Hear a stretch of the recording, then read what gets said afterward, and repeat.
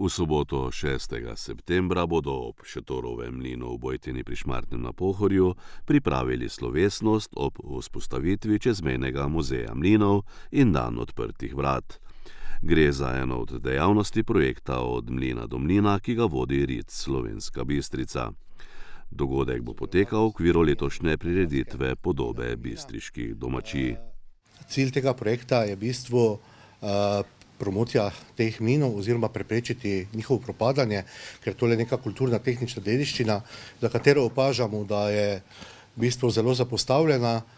Teh mlinov je bilo včasih in v našem okolju in v vzhodni Sloveniji in tudi delih Madžarske ogromno in zaradi tega propadanja v bistvu se je rodila neka ta ideja, da v okviru projekta povežemo istoistočni deležniki in to v bistvu zgradimo neko sodelovanje, ki bi potem rezultiralo tudi ne samo v deklarativnih nekih elementih, ampak tudi kot, da bi te mline spremenili tudi kot neki turistični produkt, da bi tudi to zavest o mlinarstvu, o tej obrti, ki je bilo nekoč znana pri nas, prenesli tudi na otroke, tudi izobrazili neke pedagoške delavce, interpretatorje in tako naprej, pa tudi malo bolj medijsko izpostavili ta problem. Zaradi tega v bistvu v tem projektu kar nekaj aktivnosti načrtovanih, nekaj teh aktivnosti bomo izvedli tudi v okviru tega dogodka Podob. Še prej pa imamo in predstavitev, kaj je do zdaj že bilo narejeno. V bistvu glavna, pa mogoče tudi partnerji na slovenski strani so RIC Slovenska Bistrica kot vodilni partner, jaz kot vodja projekta, potem Zavod Babičev mlin, ki upravlja z Babičevim mlinom, ki je verjetno najbolj znan mlin, se pravi mlin na Muri v Veržeju, potem tudi Muraba, ki skrbi za čezmejne razvojne projekte iz Monoštra, se pravi iz Madžarske, potem državna slovenska samouprava, ki je v bistvu predstavniški organ narodne manjšine na Madžarskem in potem še eno društvo iz Velema, se pravi, ta projekt ima zelo široko, tudi mednarodno razsežnost. Glavni produkt tega je pa tudi ustanovitev društva, prvo čezmejno društvo, razpršeni muzej mlinov Slovenije in Madžarske. Se pravi, v ta muzej bomo vključili naše mline na slovenski in tudi madžarski strani. Na naši strani delamo intenzivno na tem, da bi vključili ta Šetorov mlin, potem imamo tukaj na sosednjem bregu še tudi Jakčev mlin, kjer tudi v bistvu poteka neke aktivnosti. Do sedaj pa imamo že v bistvu v tej neki bazi 12 mlinov iz tega območja, tako da dosega, ta aktivnosti neki širok odmev. Kar se pa tiče samih aktivnosti na Podobah, kot je Jana že omenila, v petek bomo imeli en taki naravoslovno-tehnični dan z osnovno šolo Šmartno na Pohorju, kjer povabimo vse učence v bistvu na predstavitev mlina, Šetorovega mlina na Šmartnem, tam blizu, kjer se bodo ogledali, se pravi, ta mlin, tudi z tega tehničnega vidika, potem pa bodo tudi Maltovi domačiji se poskusili malo v sami peki, tako da bodo tudi nekako doživeli to mlinarsko obrt.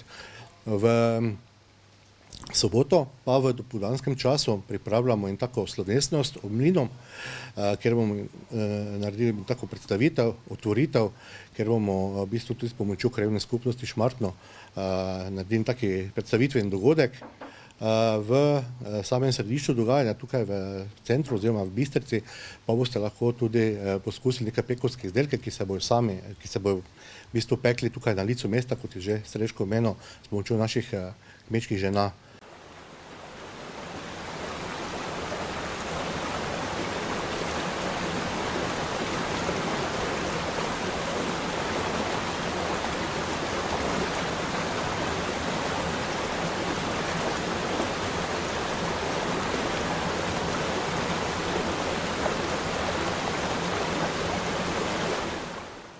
Najlepša hvala, da ste nas prijazno sprejeli.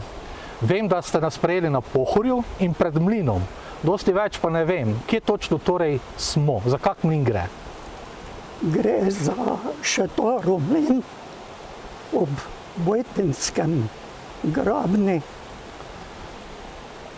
Šmartno na Pohorju. To je neko čudno ime, ne?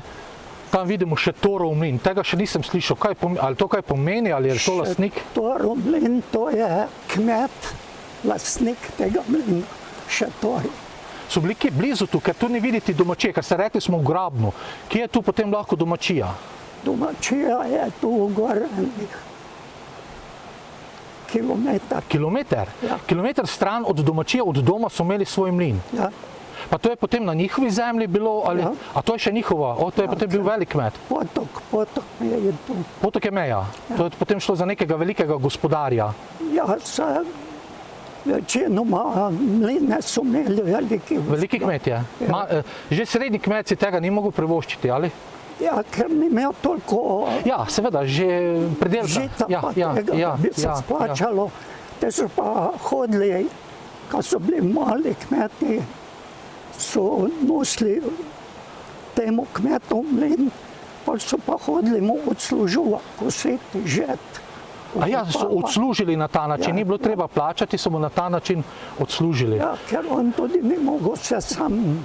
Ja, seveda, seveda. Samo kaj to pomeni, če je tu 1 kilometer stran, kaj prihaja dnevno, ali je bil del leta mlin zaprt, ali On to je, ne moreš nadzirati vsak dan, ali? ko je rabo, mogoče enkrat na mesec, Aha.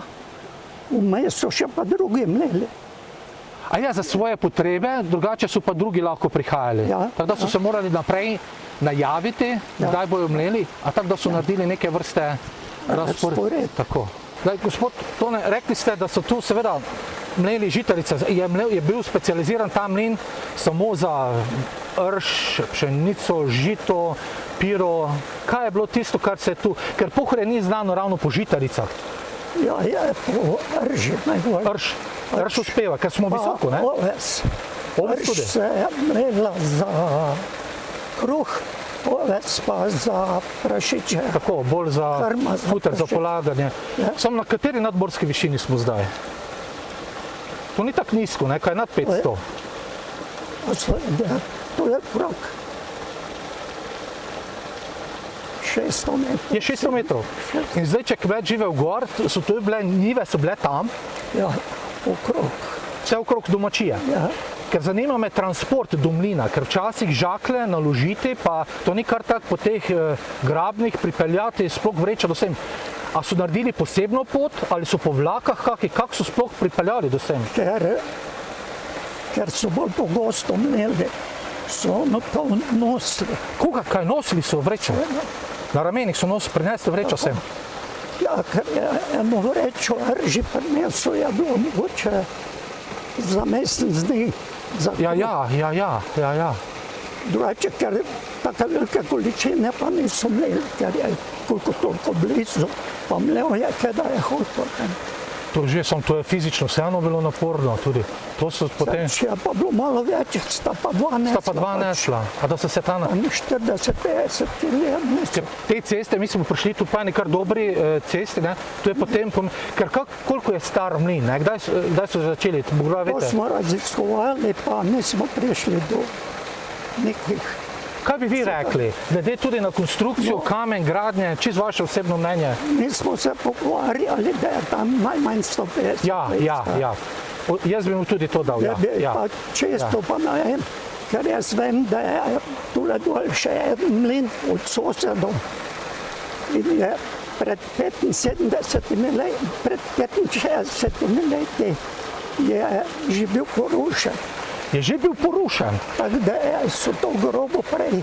Jaz bi tudi, če bi ugibal druga polovica 19. stoletja, ja, od 1850 do 1900, Ja, pa tu še nekje, prej, pa še prej je lahko. Ja. Ker naslednje vprašanje je bilo, kaj to ni bilo nikjer zapisano, on tudi, če je bil velik kmet, je lahko brez dovoljenja postavil, ali so morali dovoljenje dobiti od gospode, ali... Jaz sem ga vprašal tega gospodarja, pa je rekel, da je šel na zemljiško knjigo, pa nikjer ni upisan. Kaj vi mislite, ker tu je bilo menda zelo dosti mlinov, ne? Slišal sem, Ja, to je bil tam mlin, tule gor je bil kar mlin, ko je tisti vikend. Pa žaga je bila, pa tu je bila žaga, ker to so navadno ker je mlel, pa je v žagi res dvojno. dvojno, Ja. tak močen pogon je to bil. Ker slišiva vodo zelo močno tečti, Se pravi, zaenkrat, koliko vemo, niti ni bilo potrebe, ne vem, dovoljenje pa upisati, pa da ti, ne vem, gospoda ali nekdo, ali pa vse takrat so tudi že državni organi bili, da ti odobri, ali moral imeti izpit za mlinarja, ali enostavno, če je šlo za družinske potrebe, si ga lahko postavil? Verjetno, ker nikjer nismo dobili nekih podatkov, zakaj, da je lahko to delal. Ker za žage pa vemo, žage so pa plombirali. A čakajte, to je pa te Ne pa lahko samo toliko rezal, koliko je ne dovolj. A ja, seveda, les gre na odkaz in se pravi ti, da ne bi preveč žagal. Pri mlinu, tudi če gre žaga z mlinom skupaj, pa ni take kontrole bilo. Zelo zanimivo, zelo zanimivo. To se spomnim, ko so plombe. Plombe, na žaga je pa šla plomba. Mi smo pa pasli tu na to, pa so tam še drugi potoki. Pa smo plombe dol trgali, polja pa šel kmet pa vedel, pa smo bili krivi.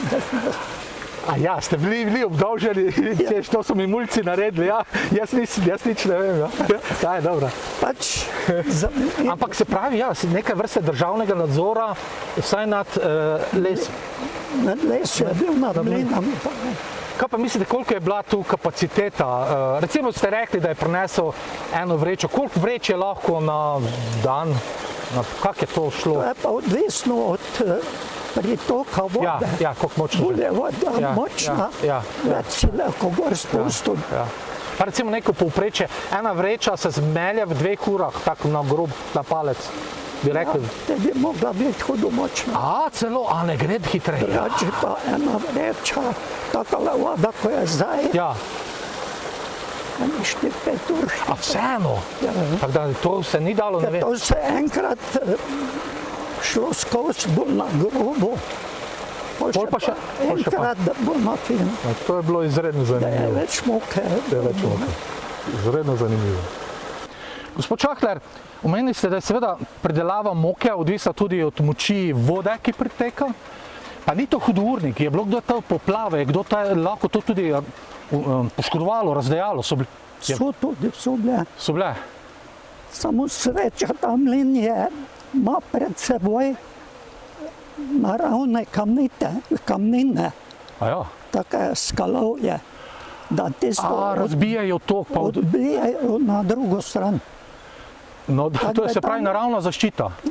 Tu sem pa videl, da vi krmarite dotok na kolo z premikanjem, kako temu rečete, raka, ali ne, kako po domače? Žleb, po tem lesenem žlebu. In tega ali premaknete ali ne premaknete na kolo.